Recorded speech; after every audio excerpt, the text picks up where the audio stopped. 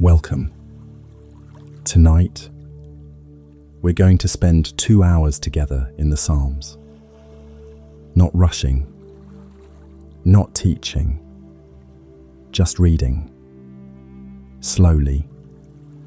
The way you'd read a letter from someone who loves you and has all the time in the world. We're going to move through some of the most beloved passages in all of Scripture. Words that have carried exhausted people through dark nights for thousands of years. Words about being protected, about being known, about being held even when you feel like you're falling. And we're going to let the sound of the ocean underneath carry us. Because there's something about the rhythm of waves that reminds the body you can let go now. The tide keeps moving without your help. So tonight, this is your invitation. Lay it down. All of it. The unfinished conversations, the unresolved tensions, the quiet fears you haven't told anyone about. Lay them down right here, at the beginning of this video, and just rest. Before we begin, I want to ask you something simple. Leave a comment below and tell me, what city are you in right now? And what time is it where you are? I ask because I find it genuinely beautiful that somewhere, someone in Seoul is listening to the same words as someone in Lagos, and someone in London, and someone in a quiet suburb who just can't sleep. We are scattered across so many time zones, so many different kinds of hard days, and yet here, in this moment, we are somehow in the same room. Leave your city and your time in the comments. You might be surprised how much it means to someone else to know they're not alone tonight. Now, let's begin to settle in. If you're in bed, let your body sink a little deeper into whatever is holding you. Feel the weight of the blanket. If you have one, let your shoulders drop. Chances are they've been carrying tension you didn't even notice. Unclench your jaw. Soften your hands. You don't need to hold anything tightly right now. If there's a light on nearby, now might be a good time to turn it off, or dim it as low as it will go. Let the darkness be gentle around you. Let the sound of the ocean be the only thing asking for your attention. Take one slow breath in and let it out. Good. You don't have to try to fall asleep. You don't have to try to feel peaceful. You don't have to try to do anything at all. Just let these words wash over you, the way the waves wash over the shore, again and again, without effort, without striving, just the steady, faithful rhythm of something that has been moving since the beginning of creation. We'll begin tonight with 2 short, quiet passages. Think of them as the doorway into the rest of the evening. Small, gentle, just enough light to step through by. Answer me when I call. O God of my righteousness, you have given me relief when I was in distress. Be gracious to me and hear my prayer. O men, how long shall my honor be turned into shame? How long will you love vain words and seek after lies? But know that the Lord has set apart the godly for himself. The Lord hears when I call to him. Be angry and do not sin. Ponder in your own hearts on your beds. and be silent. Offer right sacrifices and put your trust in the Lord. There are many who say, "Who will show us some good? Lift up the light of your face upon us." O Lord, you have put more joy in my heart than they have when their grain and wine abound. In peace I will both lie down and sleep. For you alone, O Lord, make me dwell in safety. In peace I will both lie down and sleep. This was written by a man surrounded by real threats.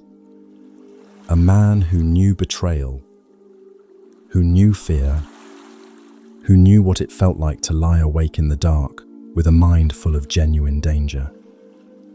And yet this is how he ended his prayer. Not with a solution, not with a battle plan, with rest.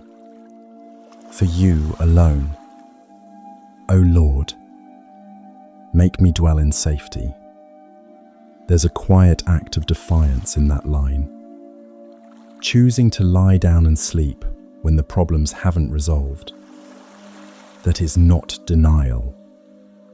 That is trust. It is saying, I am not the one holding this together. You are. And because you are, I can close my eyes. That is the posture we are taking tonight. Not pretending everything is fine. Just acknowledging, quietly and honestly, that we are not God. That the night will pass whether we worry through it or rest through it. And that the one who made the ocean outside our windows does not sleep, does not lose track of us, does not forget a single thing we've been carrying. He holds it, so we don't have to. O Lord, my heart is not lifted up. My eyes are not raised too high.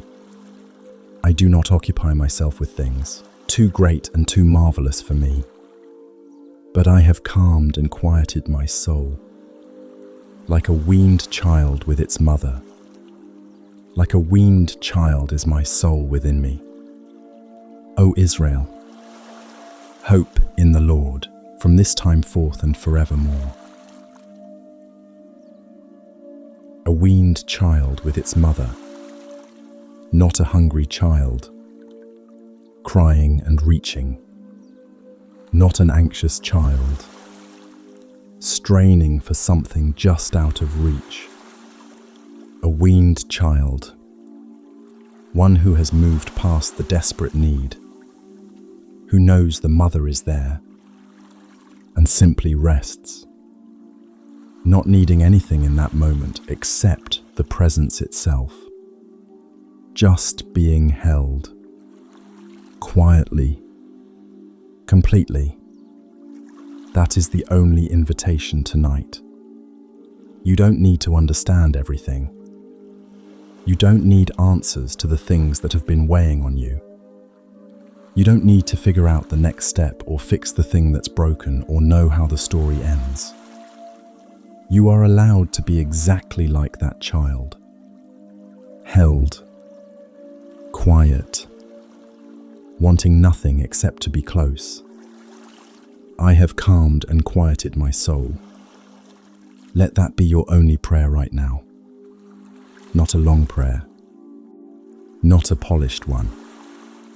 Just the quiet settling of a tired soul into the arms of the one who has been holding you all along. Through the whole long day, through everything it cost you, through the version of yourself you showed the world and the version only he saw. He was there for all of it. He is here now. The waves keep coming in, patient and unhurried, like they have for thousands of years, like they will long after every worry you carried into this room has dissolved into morning. Let them carry you a little further from the noise. We're just getting started.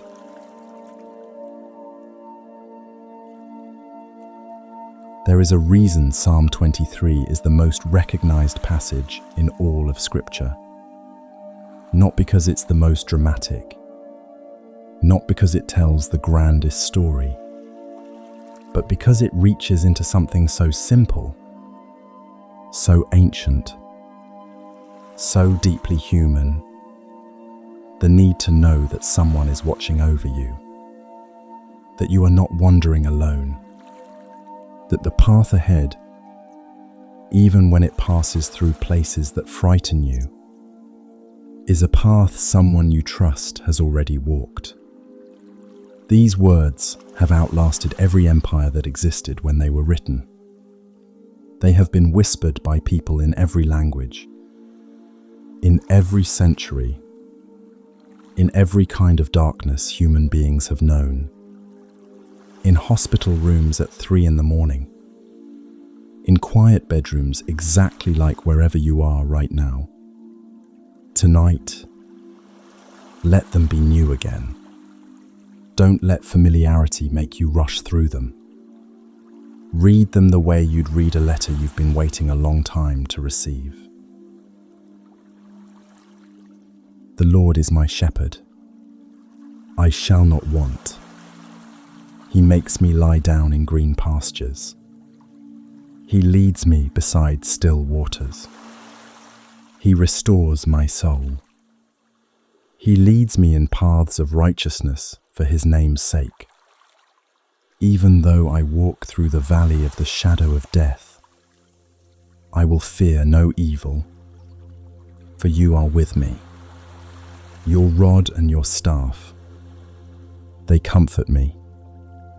You prepare a table before me in the presence of my enemies. You anoint my head with oil. My cup overflows.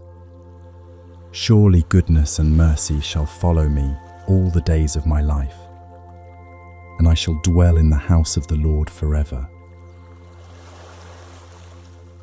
He makes me lie down in green pastures. Stay with that phrase for a moment. Sheep don't lie down easily. They are anxious creatures, easily startled, constantly scanning the edges of things for what might be coming. A sheep will not lie down unless it feels completely safe. Unless the shepherd is near, the field is clear, and there is nothing left to fear. And what does the psalmist say the shepherd does? He makes them lie down. Not forces, not commands from a distance, but guides them gently, patiently, into a place so safe, so green, so quiet, that the body finally releases, that the legs finally fold, that the eyes finally close. That is what tonight is. The shepherd has led you here, to this still place, beside these quiet waters.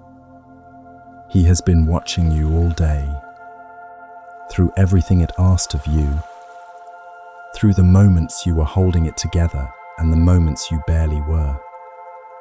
He has been watching, and now he is saying, quietly, the way only he can, lie down. The pasture is green here. The water is still. I am close. He leads me beside still waters, not rushing rivers, not crashing waves. Still waters, the kind that barely move, the kind that mirror the sky so perfectly you can't tell where the water ends and the heavens begin. The kind of quiet that doesn't feel empty. It feels full, full of presence, full of peace that doesn't need to announce itself. Picture it. A wide, flat stretch of water in the evening. The last light fading gold along the horizon. The surface barely moving, just the softest ripple from a breeze so light you can only feel it on the back of your hands. The grass along the bank deep green, soft underfoot. No sounds of the city. No one needing anything from you. Just the water and the light and the quiet and the unmistakable sense that you are not alone. This is where he leads you. Not to a place where everything in your life is resolved, but to a place where your soul remembers, even in the middle of the hard things, that it is being restored, that the one who loves you most has not abandoned the story, that goodness and mercy are not far off hopes but actual presences, following you, trailing behind you like a quiet procession, closer than you think.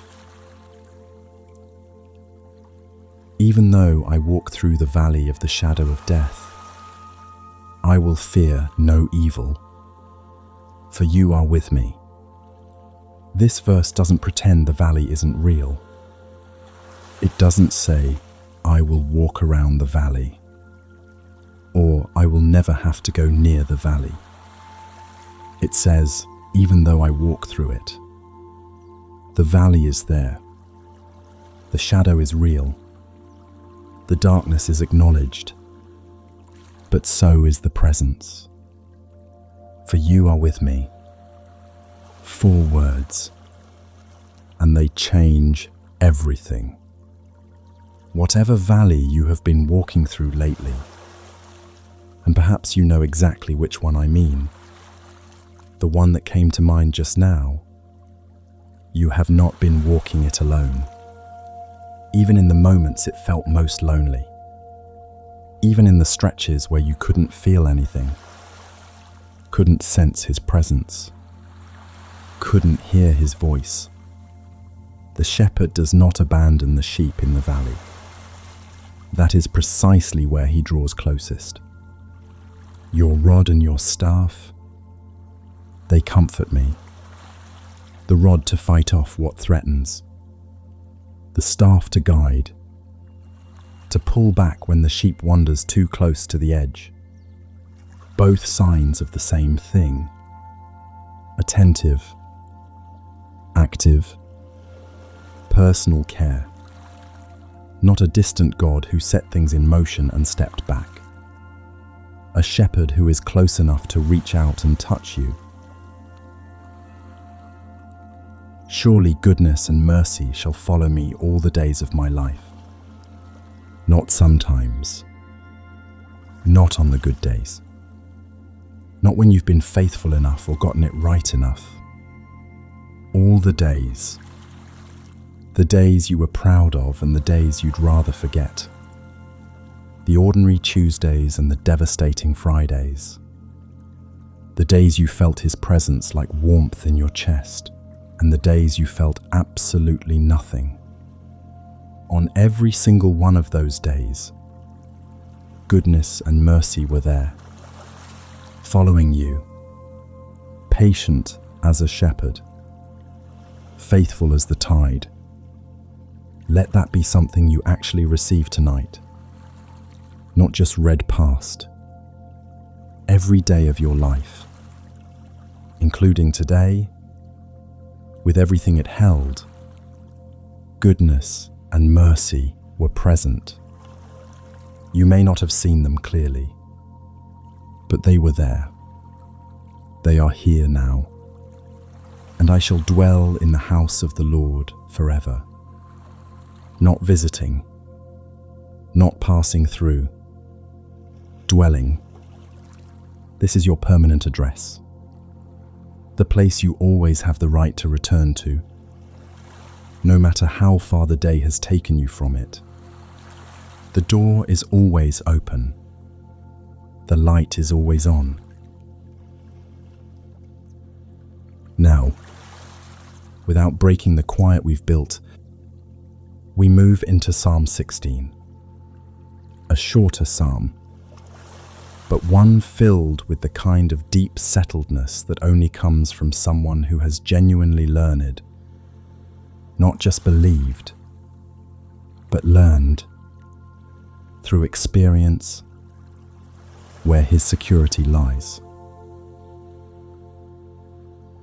Preserve me, O God, for in you I take refuge. I say to the Lord, you are my Lord. I have no good apart from you. The Lord is my chosen portion and my cup. You hold my lot. The lines have fallen for me in pleasant places. Indeed, I have a beautiful inheritance. I bless the Lord who gives me counsel. In the night also my heart instructs me. I have set the Lord always before me. Because he is at my right hand, I shall not be shaken. Therefore my heart is glad, and my whole being rejoices. My flesh also dwells secure. For you will not abandon my soul to Sheol, or let your Holy One see corruption. You make known to me the path of life. In your presence there is fullness of joy. At your right hand are pleasures forevermore. In the night also my heart instructs me. There is something extraordinary about that line. In the night, not in spite of the night, but in it, the heart speaks. The quiet that the daytime noise drowns out becomes, in the darkness, a kind of teaching. The still small voice that can't compete with the rush and the noise finds its moment when everything finally settles. This is one of the gifts of nights like this one. When you stop filling the silence, when you let the busyness stop and the screens go dark, something becomes possible that wasn't possible before. Not answers, necessarily. Not sudden clarity about all the complicated things, but something quieter and more important, a sense of orientation, a settling back into what is true, a remembering of what you actually believe. Underneath all the noise, I have set the Lord always before me. Because he is at my right hand, I shall not be shaken. Not, I have everything figured out. Not, I have no fears. Just, he is at my right hand. And because he is, the shaking doesn't reach all the way down. The ground beneath the ground holds firm. The lines have fallen for me in pleasant places. Indeed, I have a beautiful inheritance.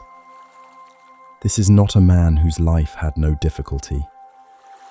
This is a man who had known exile, betrayal, grief, and years of waiting in the wilderness. And yet from inside all of that, he looked at the shape of his life and said, "The lines have fallen for me in pleasant places." Not because everything had worked out, but because he had learned to measure his life by a different standard, not by what he had accumulated or achieved or avoided, but by this, "The Lord is my chosen portion." And if the Lord is your portion, then you have something that cannot be taken, cannot be lost, cannot be diminished by any circumstance the world throws at you. That is your inheritance tonight. Not a distant one, a present one, available right now, in this dark room, in this tired body, in this life that may look nothing like you thought it would at this point. In your presence, there is fullness of joy. Not partial joy, not occasional joy. Fullness. The kind that doesn't depend on conditions being right. The kind that exists at the very source of things and flows out from that source into any life that stays close enough to receive it. You are close enough tonight. You make known to me the path of life. You don't have to find it yourself. You don't have to figure out the route from here to wherever you're supposed to be going. He makes it known, step by step, in the way that matters. Not necessarily all at once. Not necessarily with the clarity you wish you had, but faithfully, consistently, in a way that, looking back, you will see was never random. The path of life, not the path of least resistance, not the path that looks most impressive from the outside. The path of life, the one that leads somewhere real, somewhere lasting, somewhere worth arriving. He knows the way, and he is walking it with you. Let that be enough for tonight. Let the path wait until morning. Let the questions rest. Let the shoulders that have been carrying tomorrow lower themselves. Just for these hours, back down to where shoulders are meant to be. The shepherd is near. The waters are still. And somewhere out there, beyond whatever window is closest to where you're lying, the ocean keeps moving, in and out, the same rhythm it has kept since the beginning. Patient, faithful, utterly unhurried, just like him.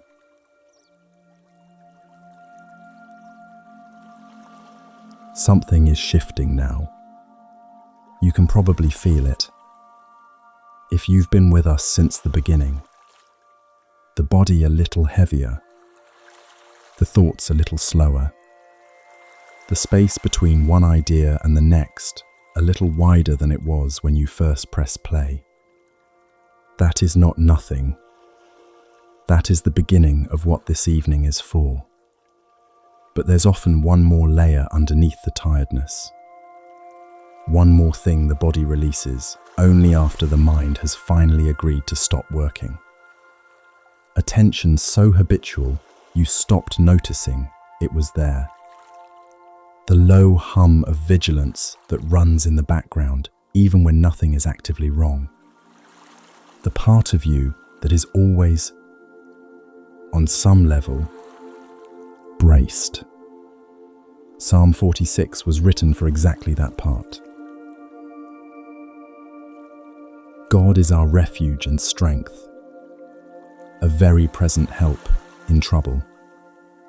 Therefore we will not fear though the earth gives way, though the mountains be moved into the heart of the sea, though its waters roar and foam, though the mountains tremble at its swelling. There is a river whose streams make glad the city of God, the holy habitation of the Most High. God is in the midst of her, she shall not be moved. God will help her when morning dawns. The nations rage, the kingdoms totter. He utters his voice, the earth melts. The Lord of hosts is with us. The God of Jacob is our fortress. Come, behold the works of the Lord, how he has brought desolations on the earth. He makes wars cease to the end of the earth. He breaks the bow and shatters the spear. He burns the chariots with fire. Be still and know that I am God. I will be exalted among the nations. I will be exalted in the earth. The Lord of hosts is with us. The God of Jacob is our fortress. Be still and know that I am God. Of all the verses in all of Scripture, few have found their way into more dark moments, more exhausted hearts, more 3 a.m. silences than this one. And I think the reason is simple. It gives you permission to do the one thing you most need to do and least allow yourself. Just stop. Not fix it. Not understand it. Not pray harder or think clearer or come up with a better plan. Just stop. Let the striving stop. Let the mental machinery slow all the way down. Let the white-knuckled grip loosen, one finger at a time, on all the things you've been trying to hold together. Be still.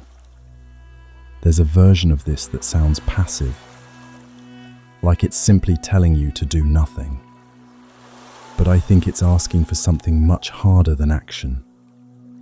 Because most of us, especially those of us who are used to being capable, used to managing things, used to being the person others lean on, find genuine stillness almost impossible. We have trained ourselves to associate rest with falling behind, to keep one part of the mind always turning over the problem, even when the body is lying down, to feel, somewhere underneath, that our constant vigilance is what's keeping things from falling apart. Be still is an act of courage. It is choosing to release the illusion that your worry is load-bearing. It is admitting, quietly and honestly, I am not God. I do not have to be. He is, and that is enough. God is our refuge and strength, a very present help in trouble. Notice that word, present. Not a God who hears your prayers from a great distance and considers them from afar. Not a God who was present in the ancient stories and might show up again someday if the need is great enough. A very present help. Present tense. Present location, right here, in this specific trouble, in this specific night, in this specific room where you are lying down with your specific fears and your specific weariness. He is not watching from a distance, waiting to see how you handle it. He is here. The same God who spoke light into the darkness at the beginning of everything. He is in this room tonight. The same God who led an entire people through what seemed impossible. He is aware of every detail of what you are carrying. Present the way the ocean is present outside your window. You don't have to see it to know it's there. You can feel it. You can trust that it hasn't gone anywhere and will not. Therefore, we will not fear though the earth gives way, though the mountains be moved into the heart of the sea. The writer is not describing a calm life here. He is not writing from a season where everything has worked out, where the threats have dissolved and the future is clear and bright. He is describing mountains moving, waters roaring and foaming, nations raging, kingdoms tottering, real upheaval, real instability, the kind that makes the ground feel uncertain underfoot. And in the middle of all of it, not after it, not once it has resolved, but in the middle of it, he says, we will not fear. That is not wishful thinking. That is not denial. That is someone who has found something so deeply stable, so fundamentally unshakable, that even the shaking of everything else cannot reach it. The Lord of hosts is with us. The God of Jacob is our fortress. Your fortress is not your savings account, though God can provide through it. Your fortress is not your health, though God can sustain it. Your fortress is not your ability to manage your own circumstances, though that matters.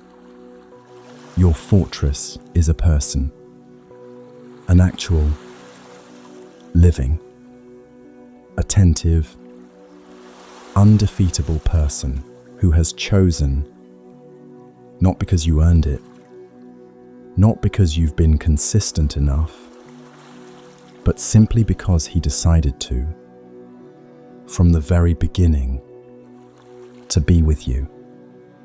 And nothing in heaven or on earth has the power to reverse that decision. There is a river whose streams make glad the city of God.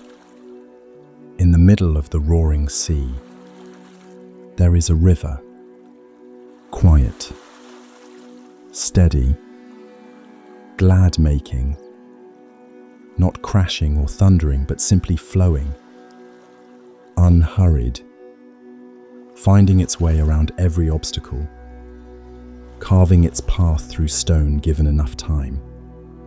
The kind of water that brings life wherever it goes. That makes things grow along its banks that wouldn't grow anywhere else.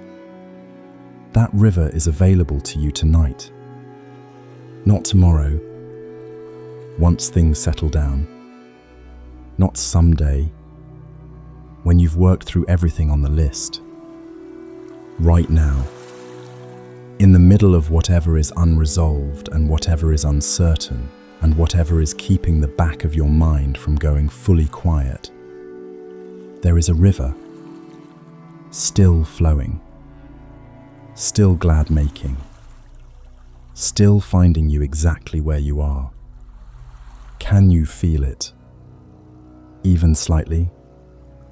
The faintest sense of something loosening, something in the chest releasing, just a little, that has been held tight for longer than you realized. That is not nothing. That is the beginning of what this psalm is describing. The peace that doesn't wait for the chaos to end before it shows up. He makes wars cease to the end of the earth. He breaks the bow and shatters the spear. He burns the chariots with fire. There is something almost lullaby-like about the rhythm of those lines, if you let yourself hear them that way. One by one, the instruments of threat laid down. The bow, broken. The spear, shattered. The chariot, consumed. All the things that threatened, all the weapons of the enemy, all the armaments of anxiety and fear and dread, undone. Not by your effort, not by your cleverness or your willpower, by him. He is the one who makes wars cease. He is the one who breaks what threatens you. The Lord of hosts, the commander of heaven's armies, has already taken the field. He is not surprised by anything coming against you. He is not scrambling for a response. He has already moved, so you don't have to. Be still and know that I am God. Come back to that. Stay there a moment longer. You don't have to solve anything tonight. You don't have to know how it ends. You don't have to figure out the next move or steel yourself for what's coming. You just have to let this truth settle into the part of you that's been braced, the part that tightened somewhere around this morning and hasn't fully released since. And allow, slowly, gently, one breath at a time, the bracing to go. Be still, not forever, just tonight, just for these hours, in this dark, with the sound of the water underneath and the weight of the blanket above and the quiet that is slowly, gradually becoming something you can actually inhabit. And know that I am God. Not know as in understand fully. Not know as in have all your theological questions answered. Know as in feel it in your bones. Let it be more than information. Let it be something your body receives the way it receives warmth. Something that reaches the places that arguments and explanations don't quite get to. He is God. He is here. He is for you. He is not going anywhere. The mountains may tremble. The waters may roar. But underneath all of it, steadier than the ground, quieter than the sea, closer than the air you're breathing, there is a refuge. There is a strength that is not yours and does not depend on you and will not run out. The Lord of hosts is with us. Let that be the last thought your mind holds clearly before the stillness takes it. Not a question, not a worry, not a plan. Just that. The Lord of hosts is with us. The God of Jacob is our fortress. The waves keep coming in and going out. Steady, faithful, utterly unhurried, just like Him.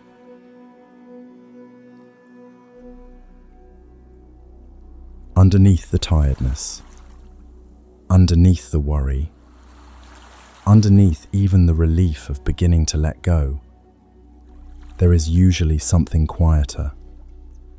Something that doesn't get named very often because the day never slows down long enough to hear it. It's not quite longing, not quite grief. It's closer to a question the heart carries without always knowing it's carrying it. Is there somewhere I actually belong? Not belong in the social sense, not finding your people or fitting into the right room. Belong in the deeper sense. The sense of, is there a place in this universe where I am completely, irrevocably at home? Where I don't have to perform or protect or present a version of myself that's easier for others to receive? Where I can simply be. Psalm 27 and Psalm 84 were written by people who had found the answer to that question. Not as a doctrine, as a lived, felt, deeply personal reality.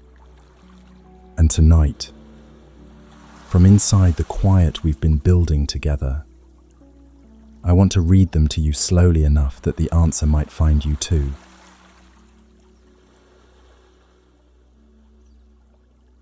The Lord is my light and my salvation. Whom shall I fear? The Lord is the stronghold of my life. Of whom shall I be afraid? When evildoers assail me to eat up my flesh, my adversaries and foes, it is they who stumble and fall. Though an army encamp against me, my heart shall not fear. Though war arise against me, yet I will be confident.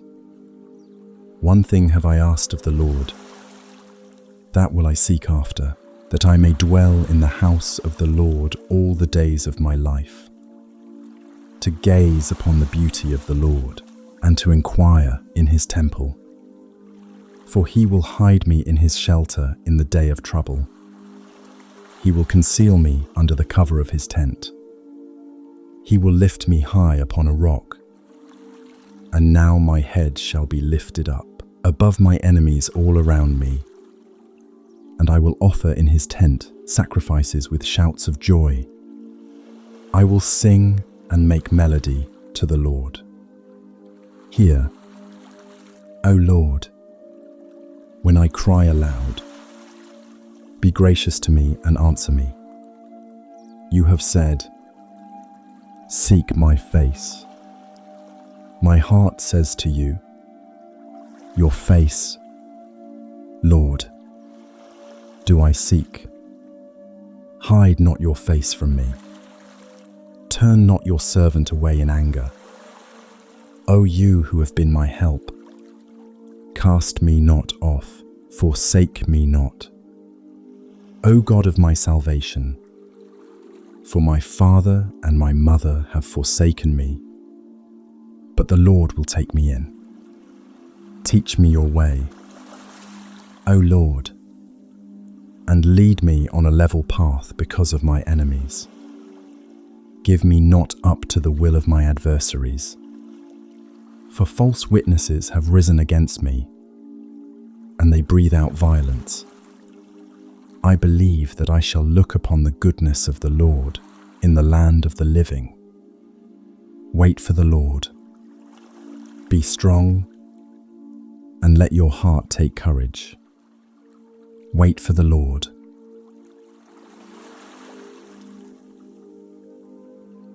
One thing have I asked of the Lord, that will I seek after.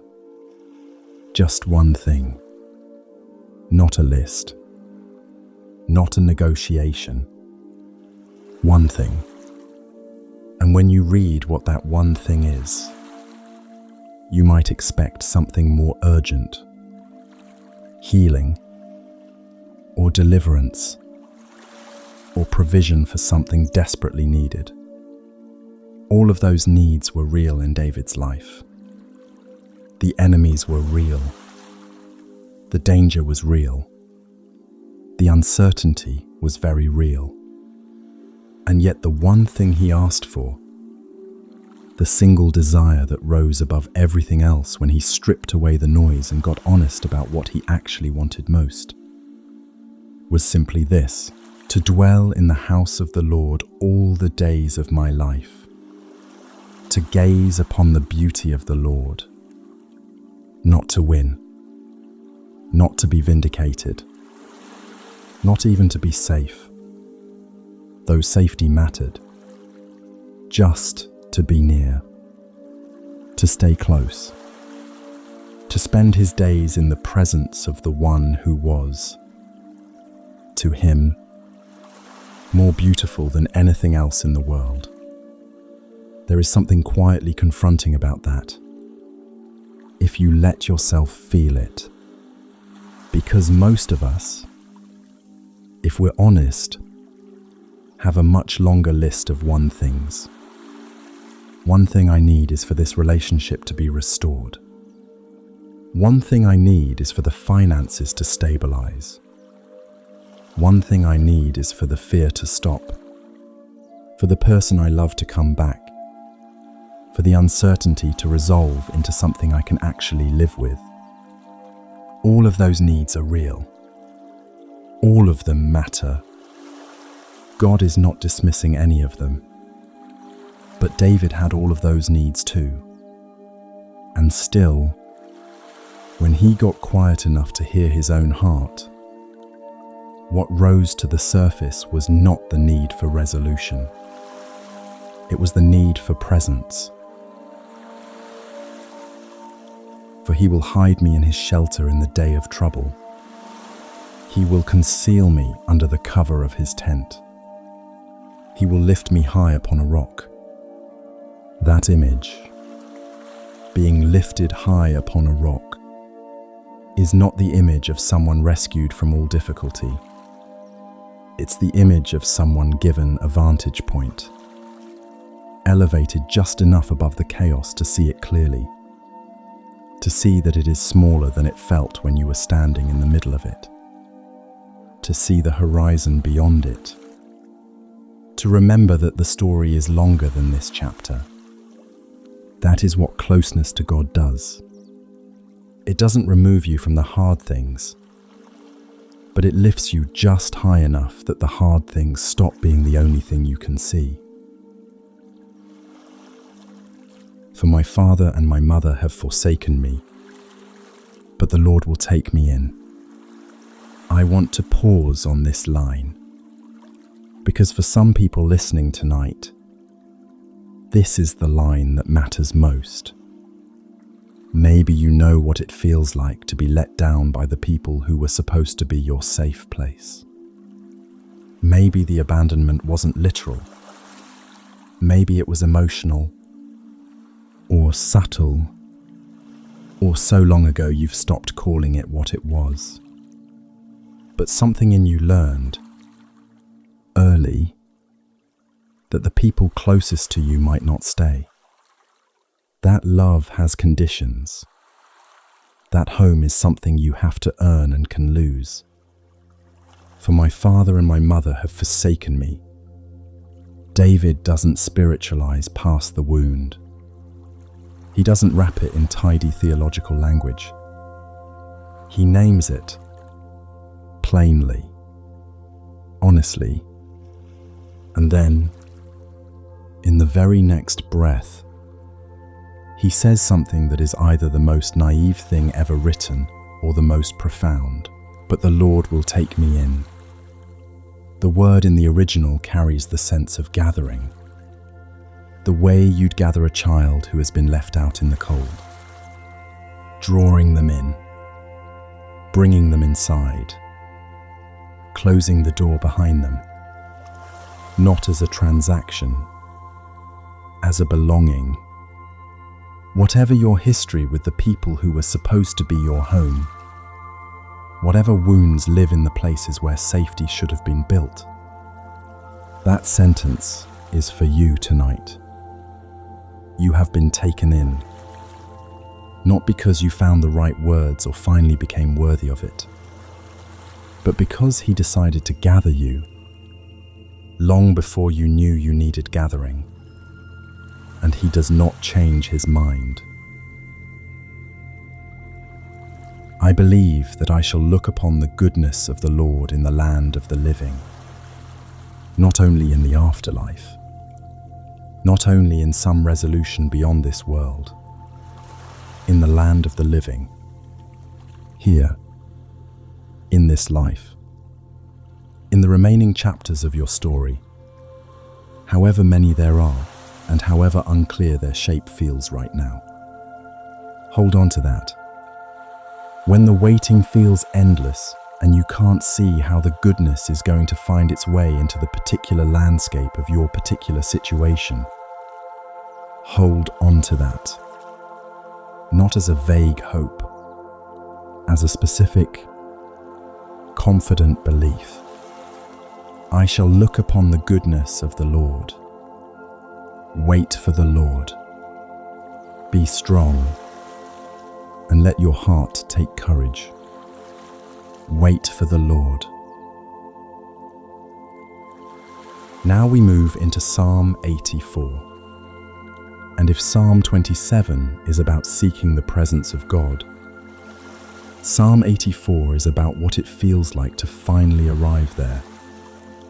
It reads like a love letter written from a distance, by someone who has tasted what it means to be close and cannot stop thinking about returning. How lovely is your dwelling place, O Lord of hosts.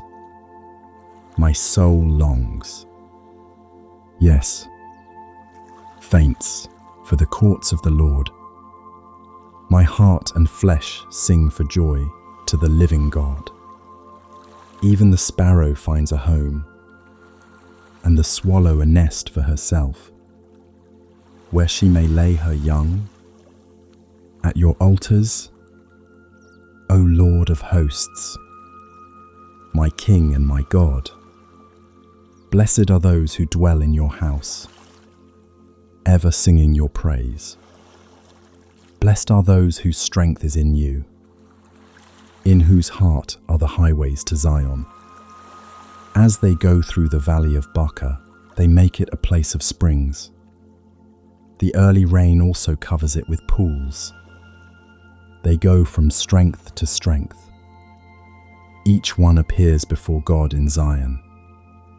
For a day in your courts is better than 1,000 elsewhere.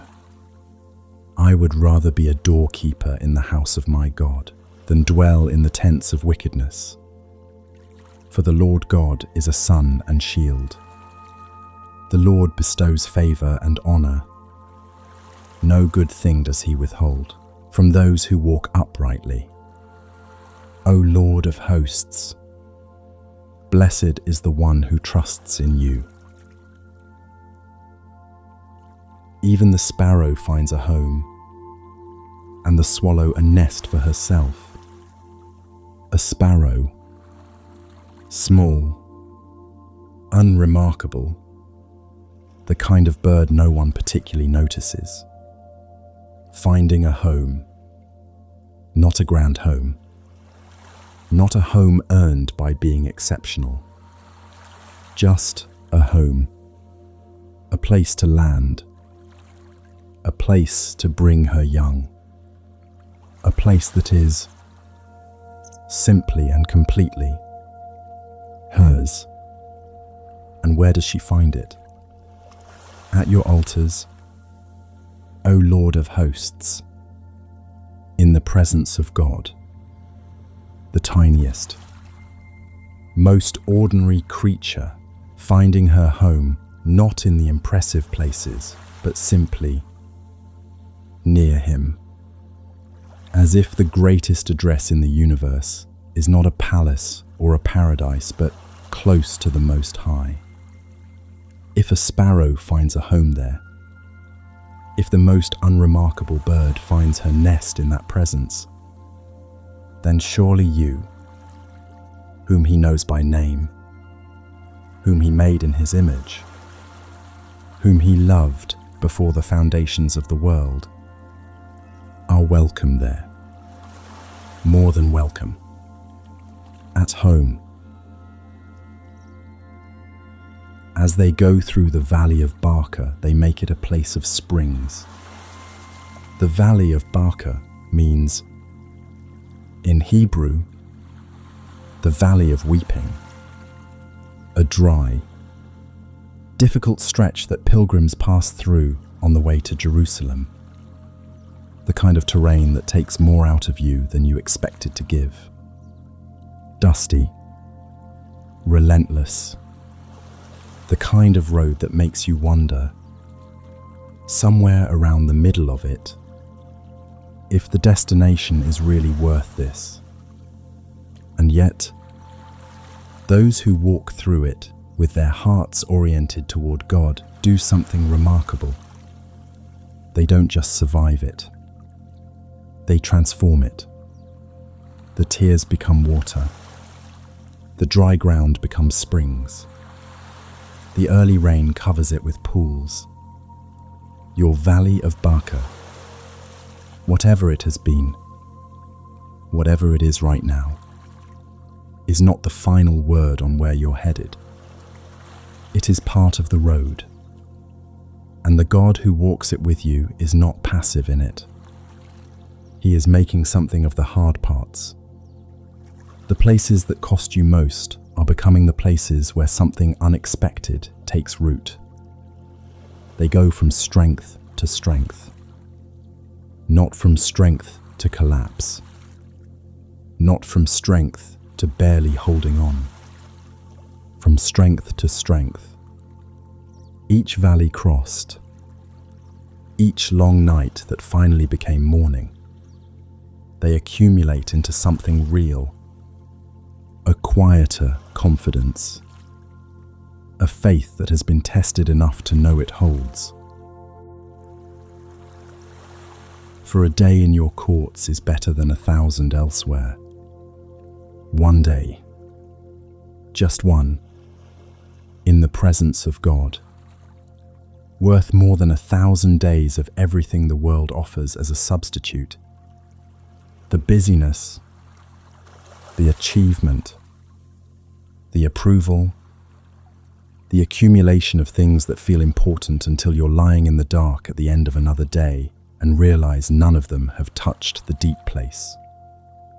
I would rather be a doorkeeper in the house of my God. The lowest position, the most humble role, standing at the threshold, opening doors for everyone else, getting none of the recognition. And he says, I would choose that. Over comfort, over status, over anything the alternative offers. Because the doorkeeper is still in the house, still near, still breathing the air of that dwelling place.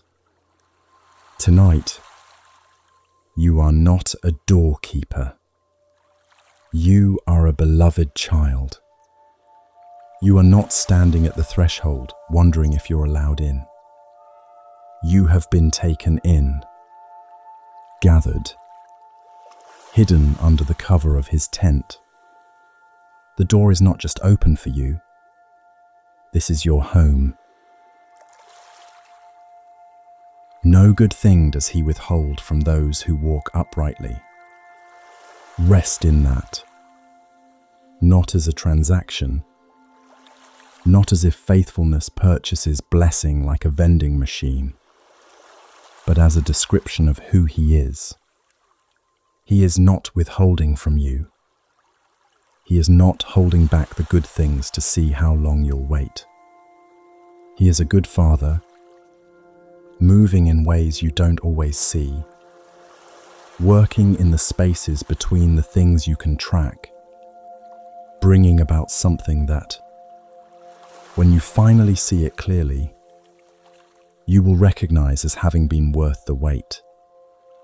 O Lord of hosts, blessed is the one who trusts in you. That is the whole psalm in a single line. Blessed, genuinely, deeply, in the bones blessed, is the one who trusts. Not the one who has it figured out.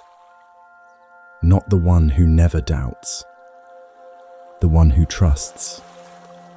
Tonight, in the dark, with the questions still unanswered and the future still unclear, that is you. You are here. You are listening. You are choosing, even now, to let these words find you rather than lying in the silence alone with the noise. That is trust. And it is enough. How lovely is your dwelling place, O Lord of hosts. How lovely indeed. You are home.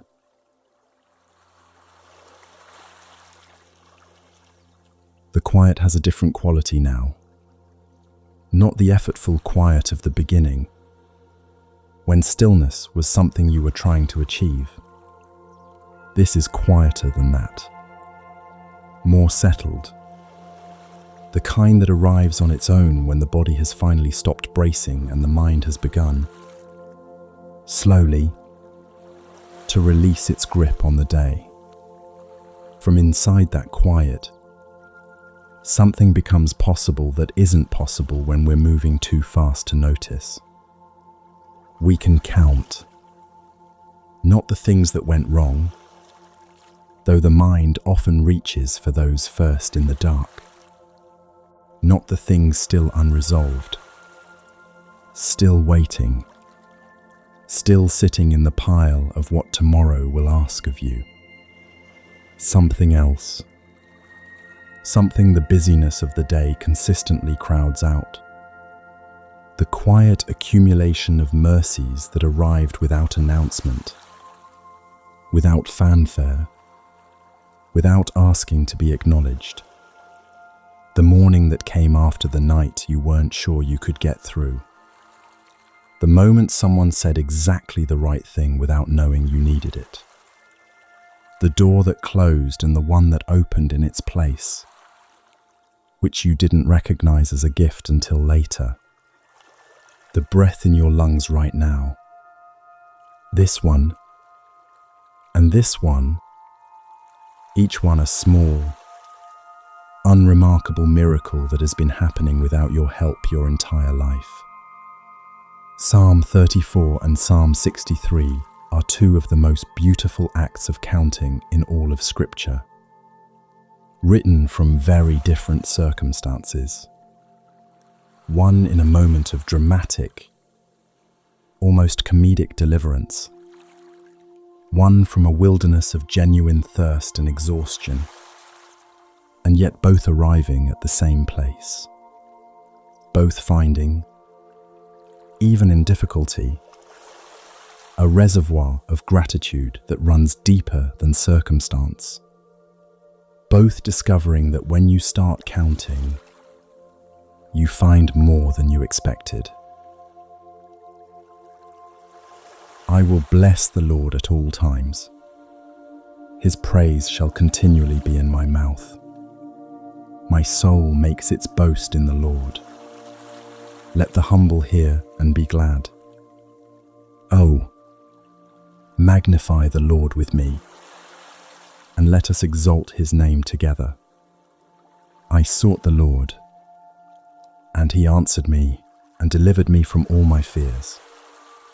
Those who look to him are radiant, and their faces shall never be ashamed. This poor man cried, and the Lord heard him and saved him out of all his troubles. The angel of the Lord encamps around those who fear him and delivers them. Oh, taste and see that the Lord is good. Blessed is the man who takes refuge in him. Oh, fear the Lord, you his saints, for those who fear him have no lack.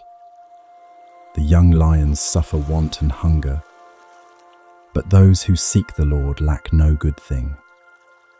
The eyes of the Lord are toward the righteous, and his ears toward their cry. When the righteous cry for help, the Lord hears and delivers them out of all their troubles. The Lord is near to the broken-hearted and saves the crushed in spirit. Many are the afflictions of the righteous, but the Lord delivers him out of them all. I will bless the Lord at all times. At all times, not only when the circumstances cooperate, not only when the prayers have been answered in the way you hoped, not only when the evidence is easy to read, at all times, which means in the hard seasons as much as the easy ones, in the waiting as much as the arriving, in the nights as much as the mornings. This is not a command to pretend. David was not a man who spiritualized his pain or performed a happiness he didn't feel. He was honest about his suffering in ways that make some of his other psalms almost difficult to read. So when he says at all times, he means it as someone who has tested it, who has discovered, through actual experience, that gratitude is not dependent on circumstances being good. It is dependent on knowing who God is. And that knowledge doesn't change when the circumstances do. I sought the Lord, and he answered me and delivered me from all my fears.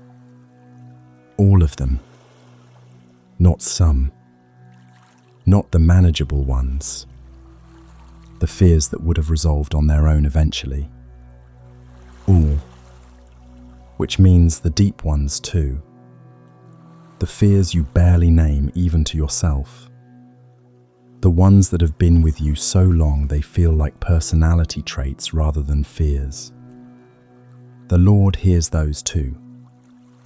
He is not intimidated by the size or the stubbornness of what frightens you. He answered. He delivered. Past tense, which means it has happened, which means it can happen again. Oh, taste and see that the Lord is good. Not reason your way to the conclusion that the Lord is good. Not construct a theological argument for his goodness and then believe it. Taste, a word that belongs to the senses. To direct, personal, physical experience. The kind of knowing that happens not in the head but in the chest, in the gut, in the part of you that doesn't need to be convinced because it has actually encountered the thing itself. Have you tasted it? Even once? Think back. There will be something. Maybe not dramatic.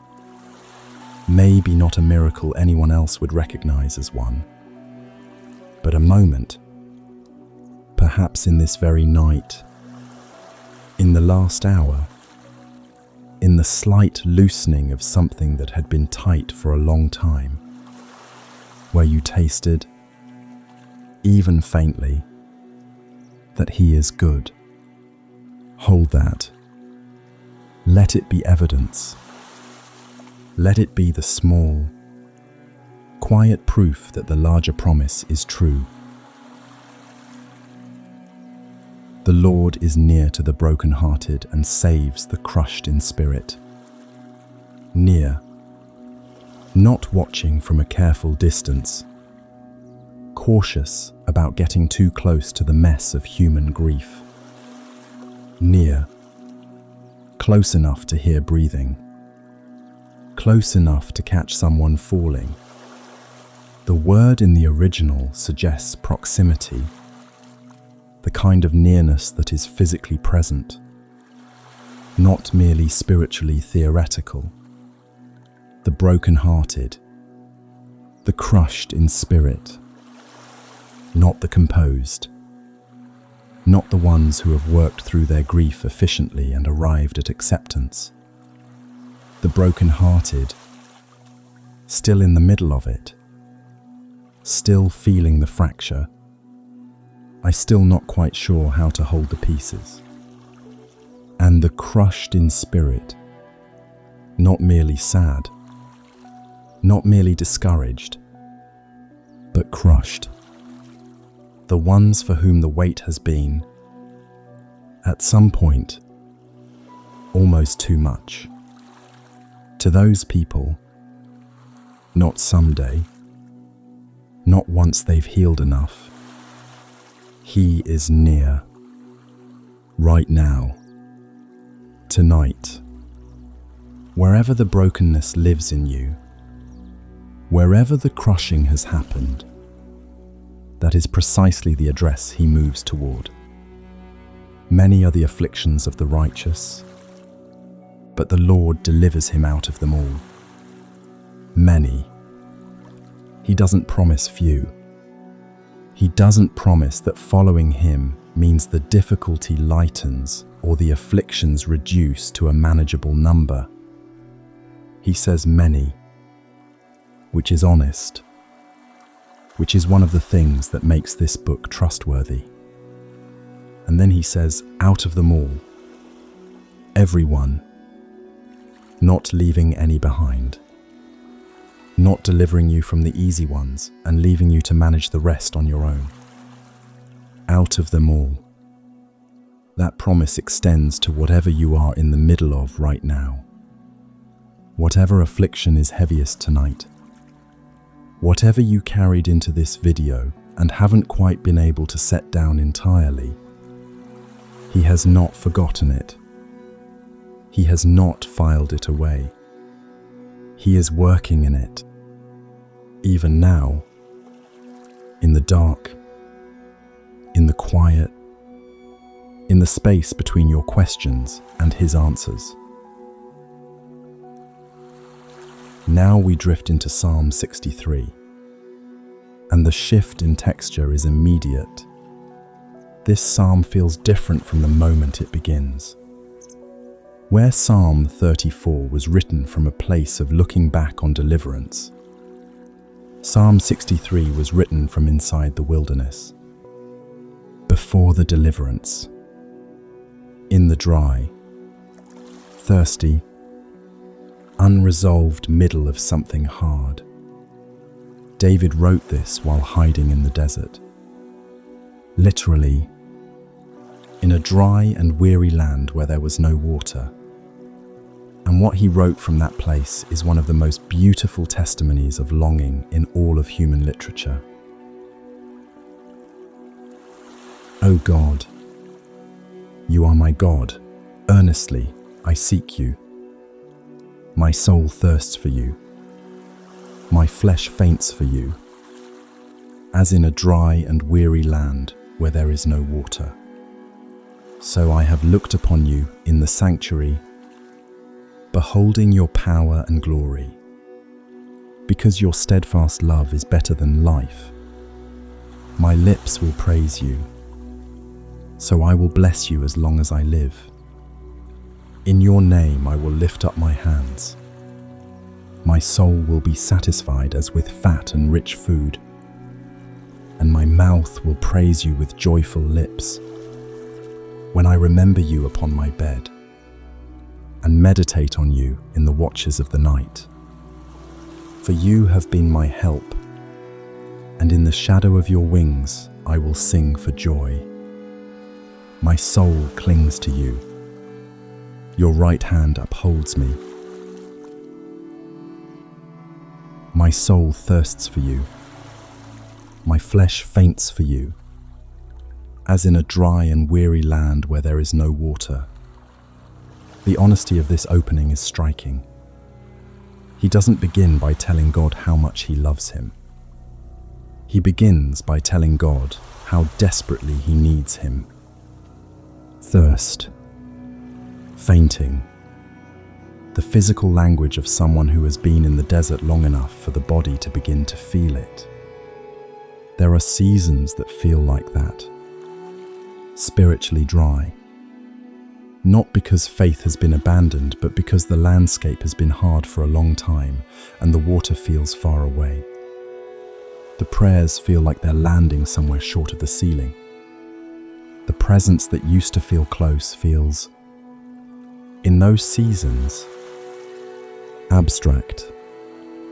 If you know that feeling, if some part of this year has felt like a dry and weary land, this psalm was written for you, by someone who was there, who found, even in the desert, that the thirst itself was a form of seeking, that the longing was evidence of life, that you don't thirst for something you don't believe exists. My soul thirsts for you. The thirst is the prayer. Because your steadfast love is better than life, my lips will praise you, better than life itself. Think about what that means. Life, with all its beauty and complexity and the things we love most in it. And David is saying there is something that exceeds even that. The steadfast love of God. The Hebrew word is hesed, a word that doesn't translate cleanly into English.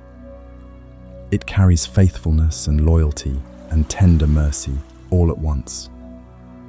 The love that doesn't leave when you are unlovable. The love that was there before you knew to ask for it and will be there after every other love has reached its limit. Better than life. Let that settle into the quiet. Not as hyperbole, as the conviction of a man who had experienced enough of both to make the comparison honestly. When I remember you upon my bed, and meditate on you in the watches of the night. Here, this is what we are doing right now. In this moment, in this room, remembering, meditating. In the watches of the night, that beautiful old phrase for the hours between midnight and morning. The hours when the house is still and the world has gone quiet and the only things left are you and the dark and whatever is most true about what you believe. This is a holy hour. Not because it is dramatic or because you are doing it perfectly, but because in the watches of the night, something is possible that is harder to access during the day. The noise is gone. The performance is over. The version of yourself you maintain for the world has been set aside. And what's left is the real you, in the real dark, reaching, however quietly, however uncertainly, toward the real God. For you have been my help, and in the shadow of your wings I will sing for joy. In the shadow of your wings, not in the brightness of full resolution, not in the clarity of answered prayer, not standing in the open field of everything working out, but in the shadow, still under the wings, still close. And from inside that closeness, even in the shadow, singing, my soul clings to you. Your right hand upholds me. Two movements, perfectly paired. The soul reaching upward, clinging, holding on with whatever it has. And the right hand of God reaching downward, upholding, supporting, carrying the weight that the clinging alone couldn't sustain. You don't have to hold on perfectly. You just have to hold on, and He will do the rest. The stars are out somewhere above you tonight, even if you can't see them through the ceiling and the cloud cover and the city lights. They were there last night. They will be there tomorrow night. Patient, steady, faithfully marking the hours of the dark the way they have since the beginning of creation. And somewhere underneath them, beneath all of it, the mercies are still accumulating, quietly, without announcement, one by one, in ways too ordinary to notice and too faithful to count. Taste and see that the Lord is good. Let that be your last conscious thought as you sink a little deeper. He is good. He has been good. He will be good. The waves keep coming. The stars keep their watch. And in the shadow of His wings, you are held.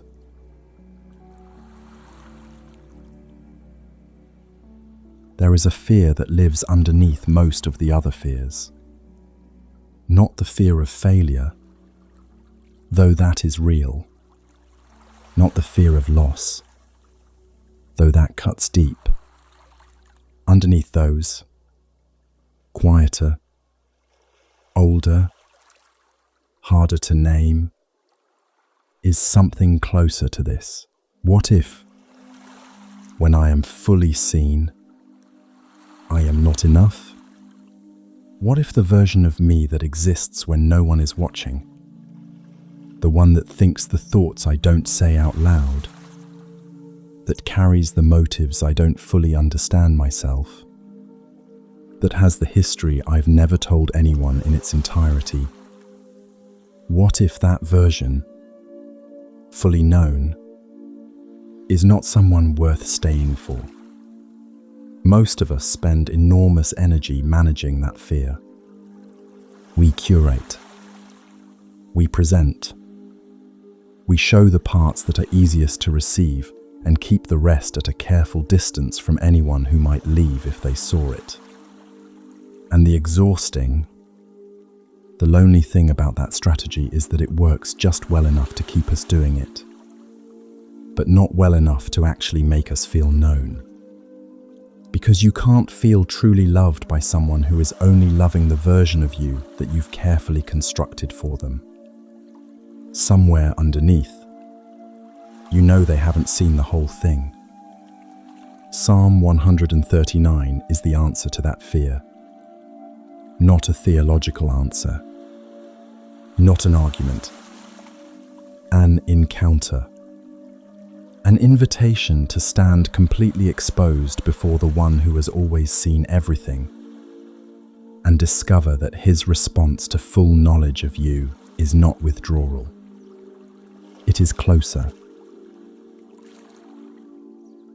O Lord, you have searched me and known me. You know when I sit down and when I rise up. You discern my thoughts from afar. You search out my path and my lying down, and are acquainted with all my ways. Even before a word is on my tongue. Behold, O Lord, you know it altogether.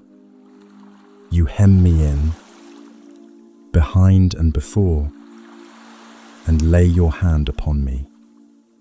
Such knowledge is too wonderful for me. It is high, I cannot attain it. Where shall I go from your spirit? Or where shall I flee from your presence? If I ascend to heaven, you are there. If I make my bed in Sheol, you are there. If I take the wings of the morning and dwell in the uttermost parts of the sea, even there your hand shall lead me, and your right hand shall hold me.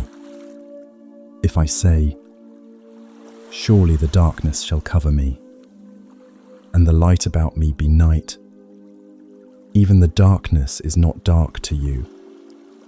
The night is bright as the day, for darkness is as light with you. For you formed my inward parts. You knitted me together in my mother's womb. I praise you, for I am fearfully and wonderfully made. Wonderful are your works. My soul knows it very well. My frame was not hidden from you when I was being made in secret, intricately woven in the depths of the earth. Your eyes saw my unformed substance. In your book were written, every one of them, the days that were formed for me, when as yet there was none of them. How precious to me are your thoughts, O God! How vast is the sum of them!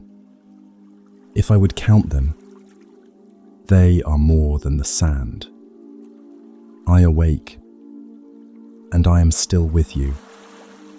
Search me, O God, and know my heart. Test me and know my anxious thoughts.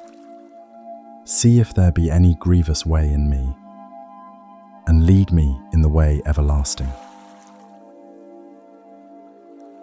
O Lord, you have searched me and known me. Not you have observed me from a distance and formed a general impression. Not you have seen enough to make a judgment. Searched.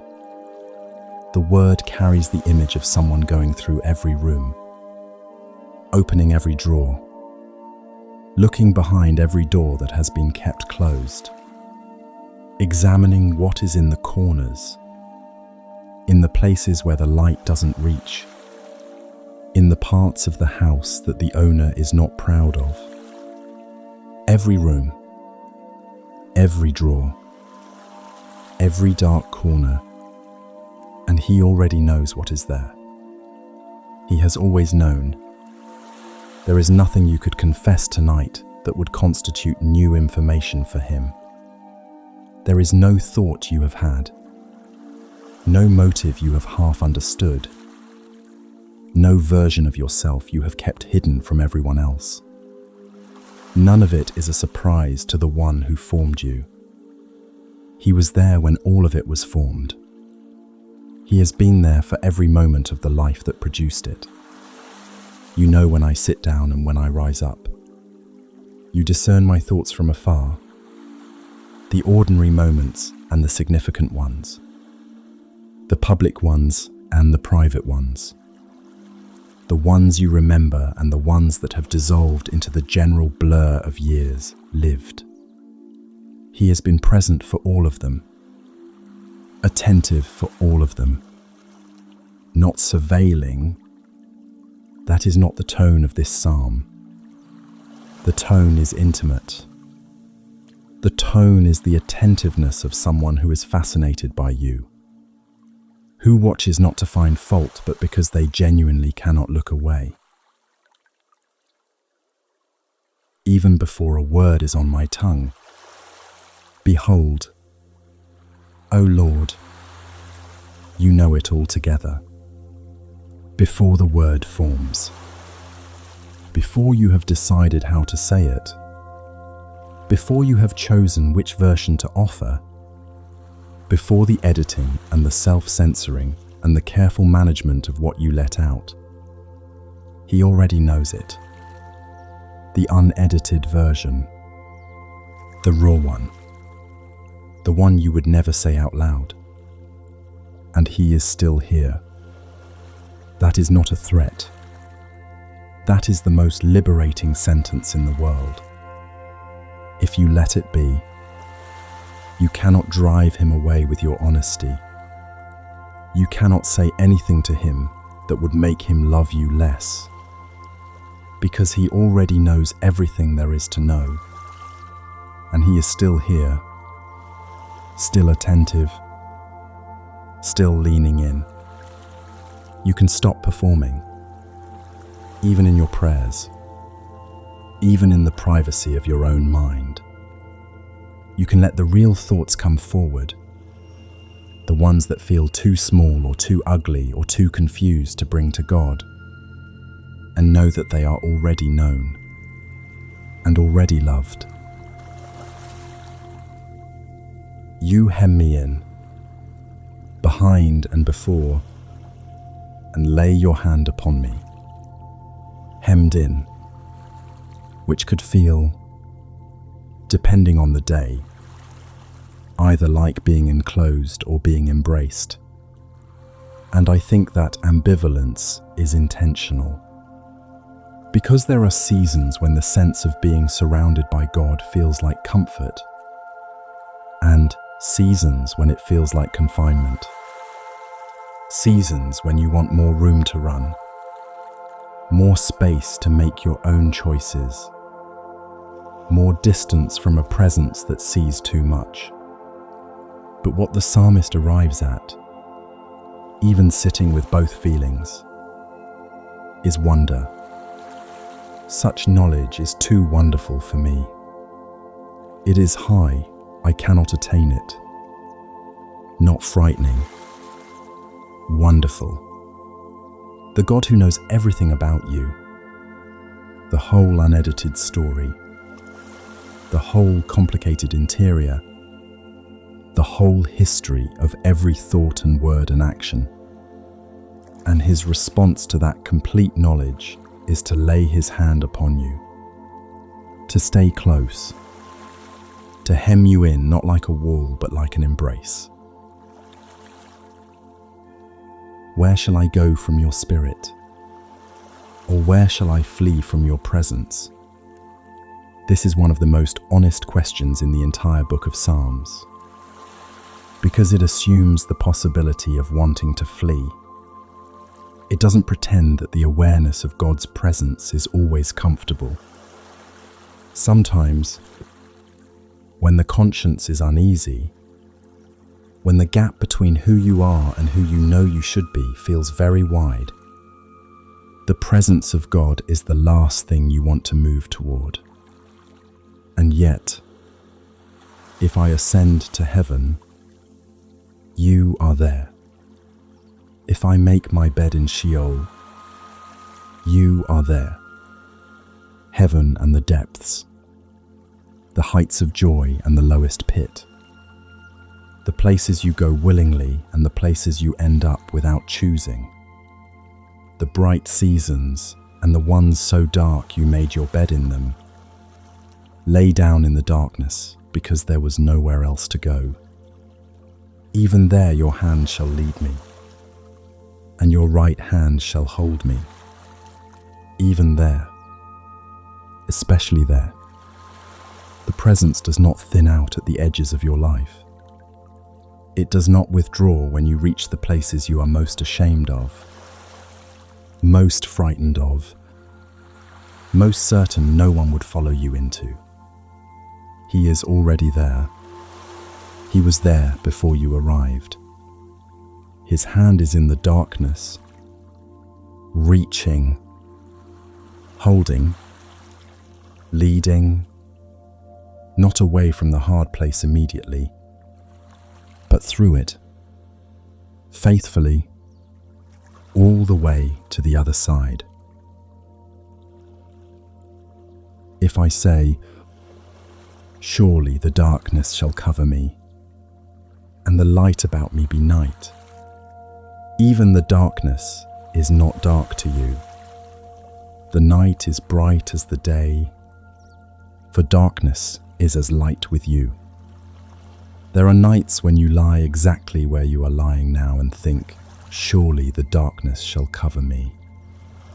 Not as a prayer, not even as a fear, just as a statement of fact. The darkness is here. It is thick. It is covering something. And into that thought, without argument, without impatience, without asking you to feel differently than you feel, he says simply, the darkness is not dark to me. What looks like cover to you looks like daylight to him. What feels like being hidden feels, from his perspective, like being in full view. You are not lost in the dark. You are not invisible in the dark. You are not alone in the dark. The darkness changes nothing about his ability to see you, reach you, find you, hold you. He sees you right now, clearly, completely, in the full, unedited reality of this night and this life and this version of yourself that you would never put on display. And he is not looking away. For you formed my inward parts. You knitted me together in my mother's womb. I praise you, for I am fearfully and wonderfully made. Fearfully and wonderfully. Not adequately, not sufficiently, not close enough to the standard to get by. Wonderfully. The same word used elsewhere in Scripture for the works of God that inspire awe. That is the word he reaches for when he describes what he made when he made you. Not the version of you that performs well, not the version that has its life together. The actual you, with everything you consider a liability, everything you'd change if you could, everything you've tried to hide or fix or compensate for. That is what he calls wonderful, because he made it, intentionally, with attention and care and a level of specificity that, as the psalmist says, is too wonderful to fully comprehend. My frame was not hidden from you when I was being made in secret, intricately woven in the depths of the earth. Intricately woven, the image is of a craftsman at work, not a factory, something made with hands, something made with intention. Every thread placed deliberately, every detail considered. the whole design held in mind from before the first stitch. That is how you were made. Your eyes saw my unformed substance. In your book were written, every one of them, the days that were formed for me, when as yet there was none of them. Before the first day of your life was lived, it was already written, not predestined in a way that removes your freedom or your responsibility, but known, seen, held in a mind that exists outside of time, that looked at the whole shape of your life before you drew your first breath and said, this one, I know this one. I will be with this one through all of it. Every day. The ones you are proud of and the ones you would give anything to revisit and undo. The days still ahead that you cannot see and that are making you anxious precisely because you cannot see them. Already written. Already held. Already known by the one who will be present for every single one of them. How precious to me are your thoughts. O God, how vast is the sum of them. If I would count them, they are more than the sand. More than the sand. Think of a beach, the expanse of it, every grain of sand underfoot, stretching out in both directions as far as you can see. Now think of every beach on every continent, every grain of sand in every desert, every particle of sand at the bottom of every ocean. His thoughts toward you outnumber all of it. Not his thoughts in general. His thoughts toward you. Specific, personal, directed. Each one carrying the weight of a love that has never wavered, never diminished, never looked at the full truth of who you are and decided it was too much. I awake, and I am still with you, morning after morning, night after night, through every season of your life, through every version of yourself you have moved through everything you have been and done and failed to be and failed to do, still with you, always with you. Before you knew to look for him, and after every moment you tried to look away, still with you. Search me, O God, and know my heart. Test me and know my anxious thoughts. See if there be any grievous way in me, and lead me in the way everlasting. This is the prayer that only becomes possible once you have sat with everything that came before it. Once you have let the reality of being fully known settle all the way in.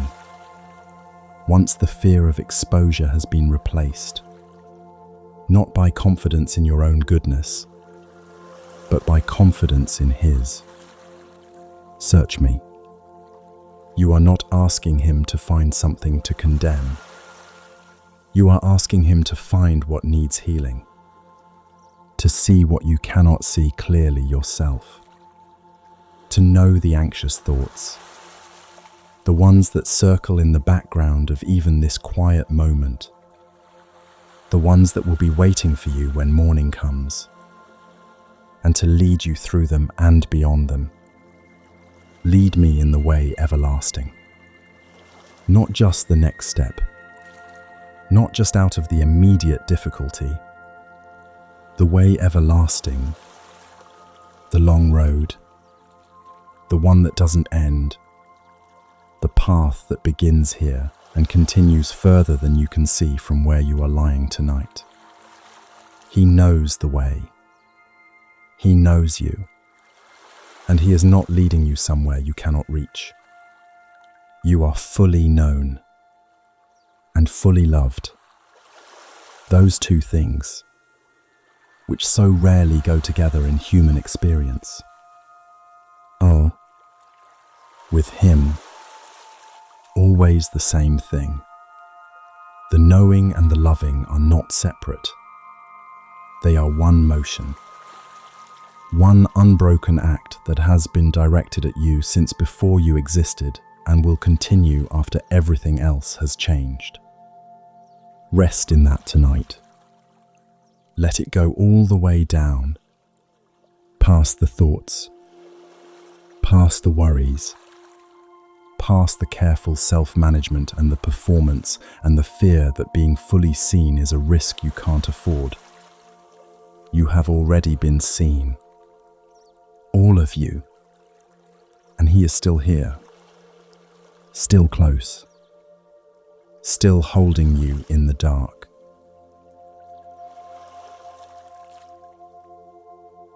You are still here. 2 hours ago, or however long it has been since you pressed play, there was a version of you that was carrying something heavy into this room. And you have been, gradually, without forcing it, setting it down, layer by layer. The tension in the body, the grip of the mind on the things it couldn't solve, the fear of being seen, the longing for a home, all of it has been received tonight. None of it has been dismissed. And now, from inside the quiet that has been building since the beginning, we arrive at the psalm that has carried more frightened people through more dark nights than perhaps any other passage ever written. Psalm 91 is not a gentle psalm. It does not deal in vague comfort or soft reassurances. It makes specific, audacious, almost staggering claims about what happens to the person who chooses to make God their dwelling place. It uses the language of warfare and pestilence and terror, not to frighten, but to say, whatever you are afraid of, however real and specific and formidable it is, there is a protection available to you that is more real, more specific, and more formidable than all of it. Read it slowly. Let each image land.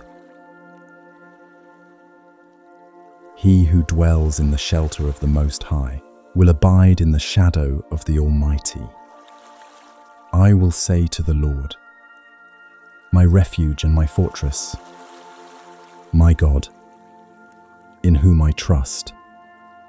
For he will deliver you from the snare of the fowler and from the deadly pestilence.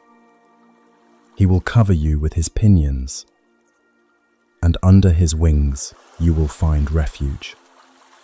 His faithfulness is a shield and buckler. You will not fear the terror of the night, nor the arrow that flies by day, nor the pestilence that stalks in darkness, nor the destruction that wastes at noonday. 1,000 may fall at your side, 10,000 at your right hand, but it will not come near you. Because you have made the Lord your dwelling place, the Most High, who is my refuge, no evil shall be allowed to befall you, no plague come near your tent. For he will command his angels concerning you, to guard you in all your ways. On their hands they will bear you up, lest you strike your foot against a stone. You will tread on the lion and the adder. The young lion and the serpent you will trample underfoot, because he holds fast to me in love. I will deliver him. I will protect him, because he knows my name. When he calls to me, I will answer him. I will be with him in trouble. I will rescue him and honor him. With long life I will satisfy him and show him my salvation. He who dwells in the shelter of the Most High will abide in the shadow of the Almighty. The whole psalm turns on that first word. Dwells. Not visits. Not passes through occasionally when things get difficult. Not checks in when the prayer list gets long enough.